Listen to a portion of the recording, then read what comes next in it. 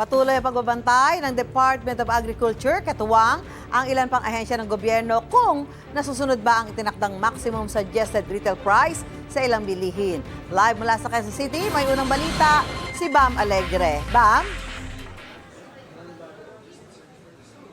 Suzanne, good morning. Sasagawa ngayon ng monitoring dito sa Commonwealth Market sa Quezon City ang Department of Agriculture, katuwang ang Department of Trade and Industry, pati na rin ang PNP, pati ang GOCC na FTI.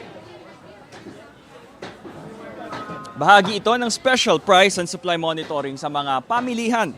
Ang target bantayan ngayong umaga ay kung maayos ang implementasyon ng MSRP o Maximum Suggested Retail Price sa bigas, imported pork, imported na sibuyas, pati carrots. Ang MSRP ng imported pork belly nasa 370 pesos kada kilo.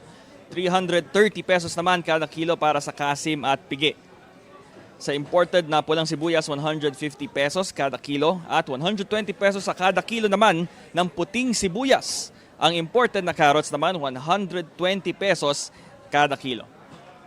So, sa mga oras na yan, ongoing yung pag-iikot. Ang una nilang sinilip dito yung mga karne.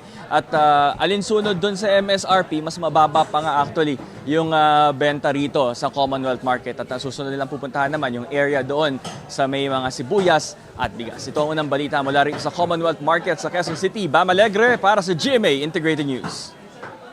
Gusto mo bang mauna sa mga balita? Mag-subscribe na sa GMA Integrated News sa YouTube at tumutok sa unang balita.